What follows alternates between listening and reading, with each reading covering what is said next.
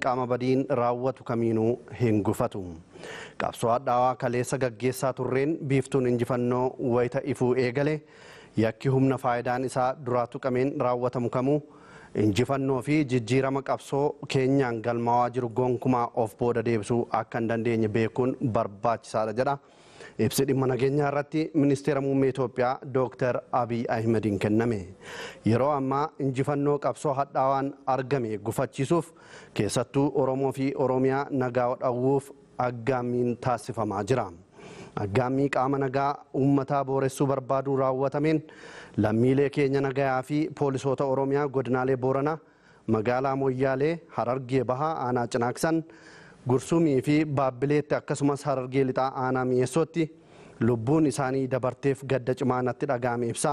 Maatiif firoottan lammiilee keenyaatiif jajjabina hawwa jedhan ministeer muummee Dr. Abiy Ahmed. Gochi kun kan raawwatame naannoo daangaa naannolee Oromiyaa fi Sumaalee Itoophiyaatti ta'uusaa fi waldhabdeen daangaas akka jiru ni beekama. Rakkoo daangaa furamuu akka qabu amantaa guutuu kan qabu ta'ee garuu walitti bu'iinsi uumamaa jiru kun uummata naannolee Somaalee Itoophiyaa fi Oromiyaa kan bakka bu'u miti. Rakkoon lubbuu lammiilee keenya galaafachaa jiru kun daangaa maqaa haa godhatu malee gocha ammeenyummaa uummattoota nagaan ollummaa waliin jiraatu walitti buusuu bira darbe nageenya biyyaa booressuuf kan aggaamamedha. Gochi badii akkanaa lubbuu lammiilee qulqulluu galaafachuun baay'ee kan nu gaddisiisu ta'us uummattoota ollaa naannolee lamaanii nagaaf dhaabbate nagaa barbaaduuf xiiqii itti uume qaama walitti isaan buusu adda baasanii saaxiluun akka seeratti dhiyeessan kan taasisudha. Gochi shiraa kun kallattii kamiinuu kan kaayyoo qaama nagaa keenyaa booressuu barbaadu milkeessu miti. Sababni isaas humni miira uummatummaa hin qabne lubbuu lammiilee caalaa faayidaa dhuunfaasaa dursuun karaa qaxxaamuraan badhaadhuuf nageenya lammii booressuun gocha kufaatiif mo'amuu isaanii waan agarsiisuufi. Jijjiiramni qabsoo hadhaawaa uummattoota biyyattiin eegalame gonkumaa kan of booda hin deebinee fi inumaayyuu uummata keessatti xiiqii jaalalaa fi tokkummaa kan uumu jedhan abdadha jedhan Dr. Abiy. Kana yoo jennu garuu yakkamtoonni kunneen akkuma barbaadanitti uummata keenya shororkeessaa yaa jiraatan jechuu miti. Gocha mo'amuu isaanii kana irratti barree hojii keenya hojjechaa saaxillee seeratti dhiyeessuu qabna jechuu barbaadeeni.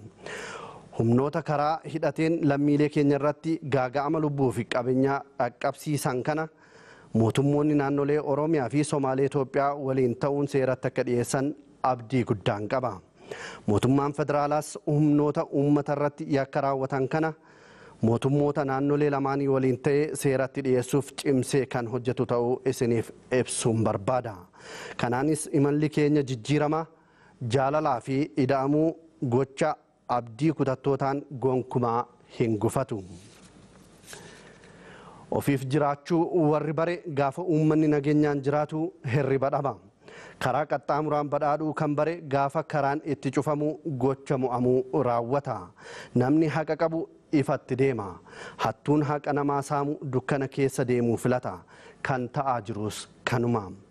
Nu garuu fuuldurri keenya ifa. Gocha warri imalli milkii kun akka itti fufu hin barbaanne hojjetan imala keenya saffisiisti malee nu hin gufachiiftu. Jaalala keenya cimsiti malee nu hin diigdu.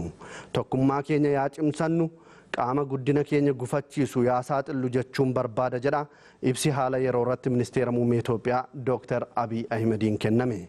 Adoolessa 7 bara 2010 ministeera muummee Dr. Abiy Ahmed.